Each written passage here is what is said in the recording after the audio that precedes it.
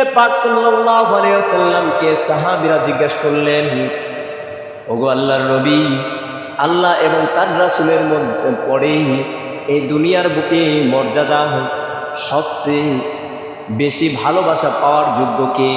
আল্লাহর রাসূল 1 নম্বর উত্তর দিলেন মা। দ্বিতীয় নম্বর আবার প্রশ্ন করা হলো, তারপরে কে? রাসূল পাক সাল্লাল্লাহু আলাইহি সাল্লাম বললেন মা।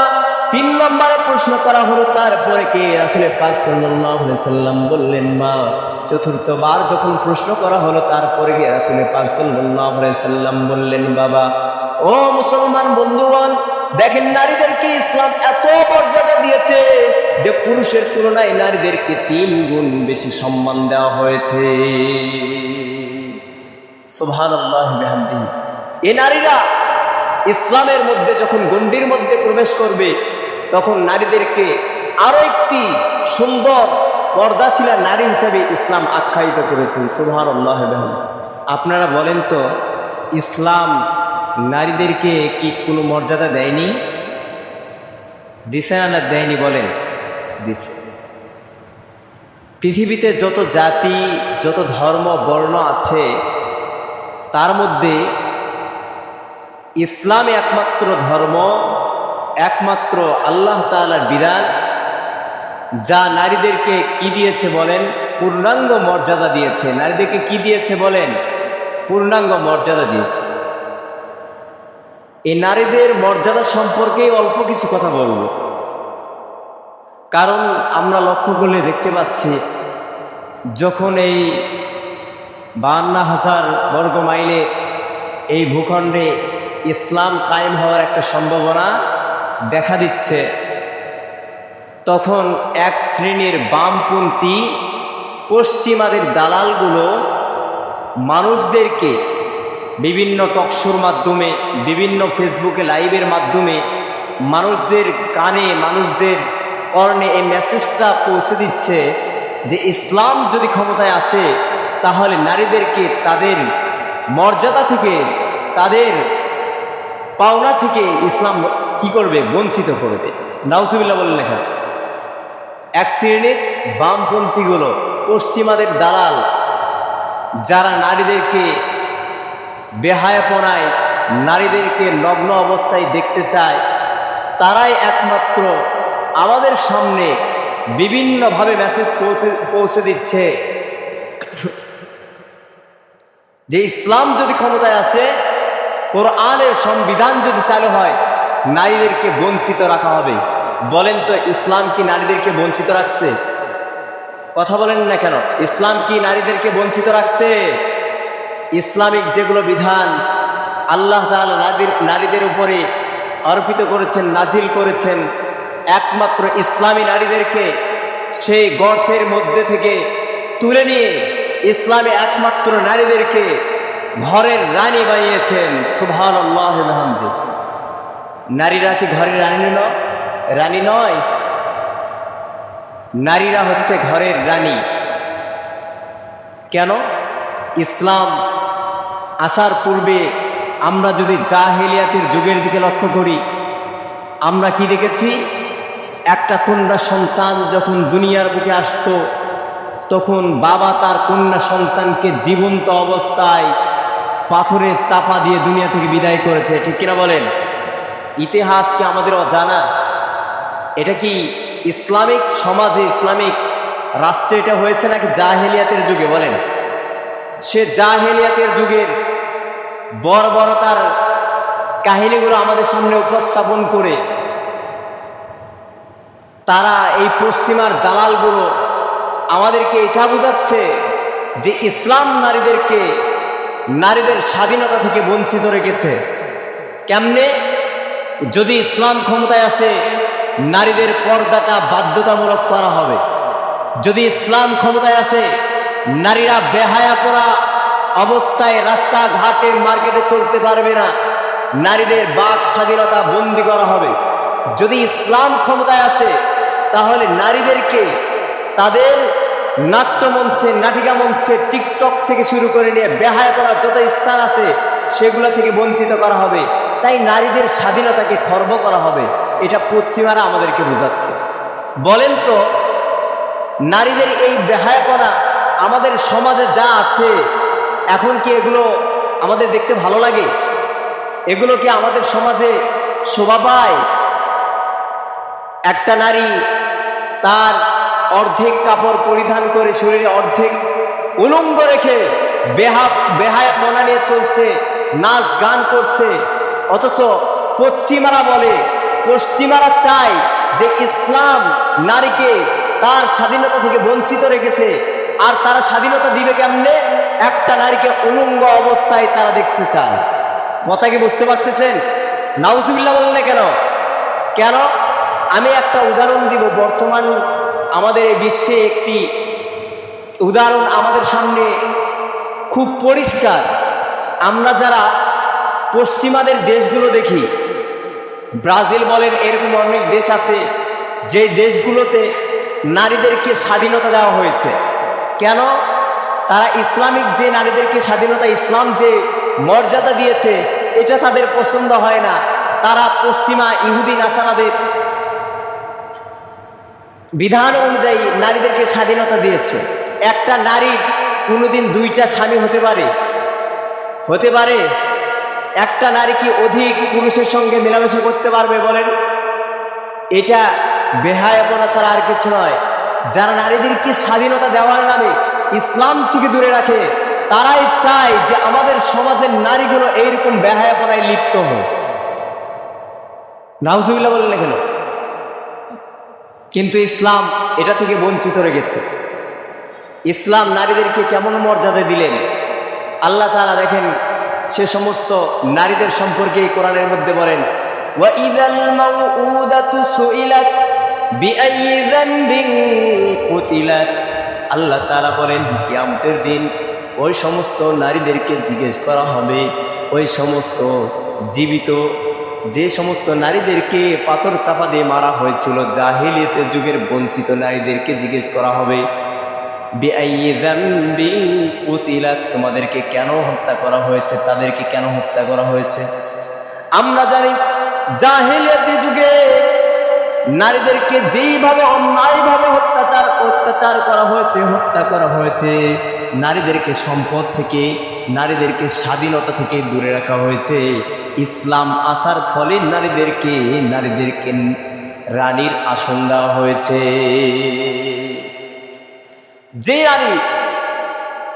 যেই নারী এমন অবস্থা ছিল, যদি আমরা ইসলাম আসার পূর্বের ঘটনা আরো কিছু বিশ্লেষণ করি, হযরতে খাদিজা রাদিয়াল্লাহু তাআলা আনহা তিনি হাদিসটা বর্ণনা করেছেন যে জাহেলিয়াতের যুগে 4 ধরনের বিবাহ ছিল। কয় ধরনের বলেন? 4 ধরনের। এক, আমাদের সমাজে যে এরকম বিবাহ আছে যে প্রস্তাবের মাধ্যমে অভিভাবক দিয়ে বিবাহ করা, আমাদের সমাজে এটা আছে না? এটা 1 নম্বর ছিল। আর 2 নম্বর ছিল যে একটা নারীকে একটা স্বামী বিবাহ করলো, সেই স্বামী আবার আর একটা পুরুষের কাছে তার স্ত্রীকে দিয়ে পাঠাইতো। যতক্ষণ না তার স্ত্রী গর্ভবতী হয়েছে অন্য পুরুষের মিলনের দ্বারা, সময় কাটানোর দ্বারা, ততক্ষণ না সেই পুরুষ তাকে গ্রহণ করতো না। নাউজুবিল্লাহ বলেন না কেন? বলেন তো, আমার স্ত্রীকে আমি আরেকটা পুরুষের কাছে কি দেখতে পারবো? এটা কি সহ্যকর বিষয় হতে পারে? তাহলে কত জাহেলিয়াতে কত বর্বরতা ছিল, নারীর উপর অত্যাচার, জোর করে তাকে দিয়ে পাঠানো হতো। 3 নম্বর যে ধরনের ছিল, যে সমস্ত কিছু গোত্রের কিছু পুরুষগণ মিলে একটা নারীকে ধর্ষণ করবে, শারীরিকভাবে নির্যাতন করবে, করার পরে ওই নারী গর্ভবতী হলে ওই নারীকে যে সমস্ত পুরুষগণ ভক্ষণ করেছে তাদেরকে ওই নারী তাদের মধ্যে থেকে একজনকে বাছাই করবে, তার সঙ্গে সে জীবন কাটাবে। নাউজুবিল্লাহ বলেন না কেন? 4 নম্বর কি ছিল? যে সবাই মিলে একটা নারীকে ধর্ষণ করবে, আর সে যখন গর্ভবতী হবে, বাচ্চা প্রসব করবে, তখন একটা গণককে ডাকা হবে। গণক যেই পুরুষের নাম বলবে সেই পুরুষের স্ত্রী হিসাবে সে গণ্য হবে। নাউজুবিল্লাহ বলেন না কেন? এটা কোনোদিন বিধান হতে পারে? একটা নারীর উপর এটা কোনোদিন নারীর মর্যাদা হতে পারে? ইসলাম কি সুন্দর নারীর মর্যাদা দিল। একটা কন্যা সন্তান যখন জন্মগ্রহণ করবে, ইসলাম বলে তার একটি সুন্দর নাম রেখে দাও। সুবহানাল্লাহ, সুবহানাল্লাহ বলেন না কেন? যে কন্যা সন্তান, যে কন্যা মেয়েদেরকে ইসলাম ব্যতীত অন্য কোন ধর্ম তাদেরকে পূর্ণ স্বাধীনতা দেয়নি। আমরা যদি ইহুদি এবং খ্রিস্টান ধর্মের দিকে লক্ষ্য করি, তাদের বিধানটাকে বলেন, ইহুদি এবং খ্রিস্টান ধর্মে নারীদেরকে একটু বাঁকা চোখে দেখা হয়, নারীদেরকে অলক্ষণী জীব হিসাবে আখ্যায়িত করে। কেমনে? তারা বলে যে আমাদের আদিপিতা আদম আলাইহিস সালামকে এই নারীরাই ফল খাওয়াইছে, খাওয়ানোর পরে এই নারীদের ভুলের কারণে আমাদের আদিপিতাকে জান্নাত থেকে দুনিয়াতে আসতে হয়েছে, সুতরাং এই নারীরা সঠিক নয়। বলেন তো, সব কিছু আল্লাহ তাআলা কৌশল ছিল না? এই বলে এই একটা সামান্য উদাহরণ দিয়ে ইহুদি খ্রিস্টানগুলো নারীদেরকে তাদের মর্যাদা থেকে বঞ্চিত রেখেছে। আর হিন্দু ধর্মে তো নারীদের অধিকার নাই নাই বললেই চলে। হিন্দু ধর্মের একটা বিধানের কথা, যে বিধানটা এখন উঠে গিয়েছে, হয়তো 1-1.5 যুগ পূর্বে উঠে গিয়েছে, তার আগে ছিল যে একটা নারী যদি বিধবা হয়, নারীর স্বামী যদি মারা যায়, সেই নারীর স্বামীকে পোড়ানো হবে ওই নারী সহ। নাউজুবিল্লাহ বলেন না কেন? একটা স্বামী মারা গেল, তাই বলে কি বউটাকে তার সঙ্গে পোড়াবেন? জীবন্ত মানুষকে পোড়ানো যায়? এটা কোনো স্বাধীনতা, কোনো মর্যাদা, কোনো অধিকার হতে পারে? ইসলাম কি সুন্দর অধিকার দিলেন যে একটা কন্যা সন্তান যখন জন্মগ্রহণ করবে তখন তার একটা সুন্দর নাম রেখে দাও। সুবহানাল্লাহ বিহামদি। রাসূল পাক সাল্লাল্লাহু আলাইহি ওয়াসাল্লাম কি সুন্দর ঘোষণা দিয়ে দিলেন, যার 3টা কন্যা সন্তান হবে এবং সে তার কন্যা সন্তানদেরকে ইসলামিক বিধান অনুযায়ী লালন পালন করবে, রাসূল পাক সাল্লাল্লাহু আলাইহি ওয়াসাল্লাম ঘোষণা দিলেন, আমি ঘোষণা দিলাম ওই কন্যা সন্তানের পিতা আমি রাসূল পাক সাল্লাল্লাহু আলাইহি ওয়াসাল্লামের সঙ্গে জান্নাতে থাকবে। সুবহানাল্লাহ, কি সুন্দর বিধান! নারীর মর্যাদা দিচ্ছে ইসলাম। এই নারীর মর্যাদা কেমন? একটা নারী যখন পূর্ণ যৌবনে পদার্পণ করবে, যৌবনে পা দিবেন, তখন তার সুন্দর একটা ঘর দেখে, সুন্দর একটা বর দেখে তাকে বিবাহ দেওয়ার ব্যবস্থা করে। সুবহানাল্লাহ বলেন না কেন? তেমন বিবাহ দিলে চলবে না। জাহেলিয়াতের যুগে যে বিবাহগুলো চলছে সেই বিবাহ দিলে চলবে না। ইসলাম সুন্দর দিক দিলেন, বিবাহেরও বিধান দিয়েছেন। তার ধার্মিকতা দেখতে হবে, অর্থ দেখতে হবে, কুফু মিলাইতে হবে, তারপরে সে যুবকের হাতে মেয়েকে তুলে দাও। কেমনে তুলে দিবে? ইসলামিক বিধান অনুযায়ী কি দিতে হবে? তুলে দিতে হবে। এবং নারীদেরকে যে আর একটা ছেলের হাতে তুলে দিব, ইসলাম এখানে শুধু নারীদেরকে বঞ্চিত করেনি, বরঞ্চ ইসলাম বলল যখন একটা মেয়েকে আর একটা ছেলের হাতে তুলে দিবে তখন দেন মোহরের কিছু অর্থ নারীর হাতে দিতে হবে। সুবহানাল্লাহ বিহামদি। বলেন তো, ইসলামকে এই জায়গাতে নারীকে বঞ্চিত করলো? বঞ্চিত করলো? ইসলাম তো এই বিবাহের ক্ষেত্রে এটা বলতে পারত, যদি নারীদেরকে বঞ্চিতই করত তাহলে ইসলাম বলতো যে নারীদেরকে দেন মোহরা দেওয়া লাগবে না, পুরুষদেরকে দাও। অথচ আমরা কি করি বলেন? উল্টা হয়ে গেছে। আমরা নেই, পুরুষরা কি করি? নেই। আর নারীদেরকে দেওয়ার কথা বলে সেটা আমরা দিন মোহর বাদলাম 2 লাখ, 3 লাখ, 4 লাখ, 5 লাখ, 1000 টাকা নগদ, আর বাকি সব কি বাকি। আমরা এই যে একটা ফরজে আইনের একটা বিধান, আমি যদি জরিপ করি দেখা যাবে আমার এই মসজিদের মধ্যে, মহল্লার মধ্যে ধরেন 99% মানুষের দিন মোহর এখনো কি আছে? বাকি আছে। অথচ দাড়িগুলো পেকে গেছে। এটা মাফ হওয়ার যোগ্য না।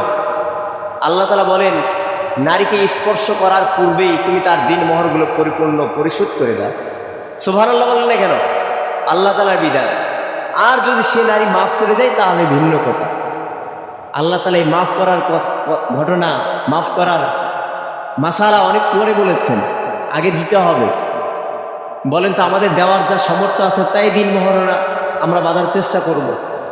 আমি যদি একটা আমার শ্বশুর বাড়ির থেকে কোনো কিছু হাদিয়া না নেই, যদি কোনো কিছু নাই নিতে চাই, আমার কি দিন মহারণা সে কি তারা কি আরো বৃদ্ধি করবে নাকি?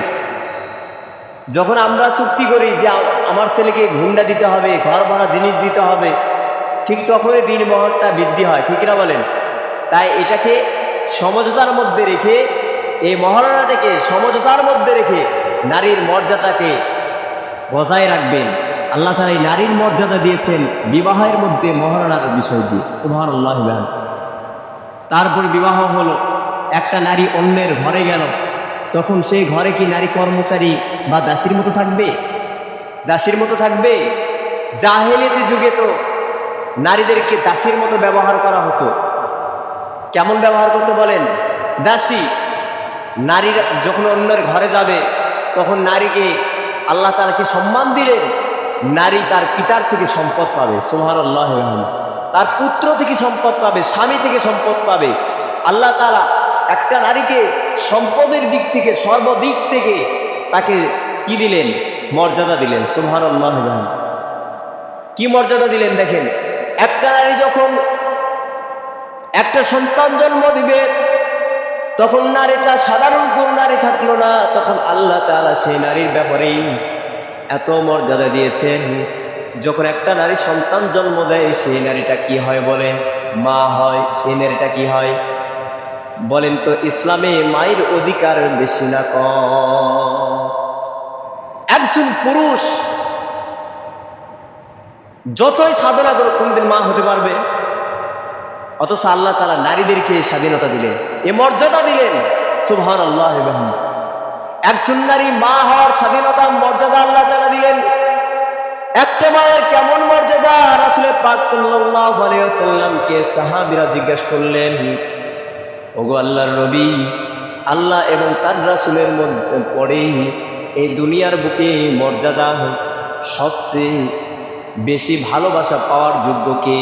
আল্লাহর রাসূল 1 নম্বর উত্তর দিলেন মা। দ্বিতীয় নম্বর আবার প্রশ্ন করা হলো, তারপরে কে? রাসূল পাক সাল্লাল্লাহু আলাইহি সাল্লাম বললেন মা। 3 নম্বরে প্রশ্ন করা হলো, তারপরে কে? রাসূল পাক সাল্লাল্লাহু আলাইহি সাল্লাম বললেন মা। চতুর্থবার যখন প্রশ্ন করা হলো, তারপরে কে? রাসূল পাক সাল্লাল্লাহু আলাইহি সাল্লাম বললেন বাবা। ও মুসলমান বন্ধুগণ, দেখেন নারীদেরকে ইসলাম এত মর্যাদা দিয়েছে যে পুরুষের তুলনায় নারীদেরকে 3 গুণ বেশি সম্মান দেওয়া হয়েছে, সুবহানাল্লাহি বিহামদিহি। এই নারীরা ইসলামের মধ্যে যখন গণ্ডির মধ্যে প্রবেশ করবে তখন নারীদেরকে আরো একটি সুন্দর পর্দাশীলা নারী হিসেবে ইসলাম আখ্যায়িত করেছেন, সুবহানাল্লাহি বিহামদিহি। একজন নারীকে পর্দার হুকুম ইসলাম দিয়েছেন। এটা কি নারীদেরকে স্বাধীনতা খর্ব করে? পর্দা কি নারীদের স্বাধীনতা খর্ব করে? না। একটা মহিলা যদি পর্দা ছাড়া বেহায়াপনা নিয়ে চলাফেরা করে তখন বিভিন্ন রকমভাবে শয়তান বিভিন্ন মানুষকে প্রলোভন দিয়ে ওই নারীর প্রতি আকৃষ্ট করে দেয়, ঠিক কিনা বলেন? ঠিক কিনা বলেন? আর একজন নারী যদি পর্দা নিয়ে ইসলামিক বিধান মোতাবেক সে সর্ব জায়গায় বিরাজ করে চলাফেরা করে তখন ইসলাম এত মর্যাদা সম্মান দিয়েছেন, আল্লাহর বিধান মানার কারণে সবাই তাকে সম্মানের দৃষ্টিতে দেখে, সুবহানাল্লাহ। সুতরাং ইসলাম নারীকে যে বিধানগুলো দিলেন, মর্যাদা দিলেন, এইটা থেকে ফিরে আসার কোনো কি নাই, কায়দা নাই। এটাকে অস্বীকার করার কি নাই, কোনো কায়দা নাই। তাই আমাদেরকে যে যাই বলুক না কেন, যেটাই বোঝাক না কেন, যে ইসলাম যদি ক্ষমতায় আসে তাহলে নারীদেরকে তার মর্যাদা থেকে বঞ্চিত করা হবে। আমরা কি এটা কি শোনার চেষ্টা করব বলে? ইসলাম ছাড়া অন্য কোনো যে ক্ষমতায় আসুক এটা বাস্তবায়ন করবে না যে একটা নারীর পাওনা চতুর্দিক থেকে পাবে। এটা ইসলাম ক্ষমতায় আসলে ইসলামে একমাত্র বুঝিয়ে দিতে পারবে, সুবহানাল্লাহ। ইসলাম বুঝিয়ে দিবে যে একটা নারীকে কেমনে তার সম্পদগুলো দিতে হয়। কথাকে বুঝতে পারলে? আমরা 52 বছর 53 বছর পার হয়েছে, কত সরকার নেতা নেতৃত্ব দেখলাম, কেউ কি নারীদের পূর্ণাঙ্গ অধিকার কি বাস্তবায়ন করতে পেরেছে? কেউ কি পেরেছে বলেন? কে পারবে বলেন? আল্লাহর বিধানে একমাত্র পারে সমস্ত মানুষের অধিকার, নারীদের অধিকারগুলো বুঝিয়ে দিতে। সুবহানাল্লাহ ওয়া বিহামদিহি। সুতরাং যেই বিধানগুলো, যেই সংবিধান ইসলাম নারীদের অধিকার বুঝিয়ে দেয়, যে সংবিধান ইসলাম পুরুষদের অধিকার বুঝিয়ে দেয়, বাবার অধিকার বুঝিয়ে দেয়, একটা সন্তানের অধিকার বুঝিয়ে দেয়, সেই ইসলাম ছাড়া অন্য কোনো বিধান আমরা চাই না। আল্লাহ তাআলা আমাদের সবাইকে যা বললাম, যা শুনলাম, এর উপর আমল করার তৌফিক দান করুন, বলে আল্লাহুম্মা আমিন।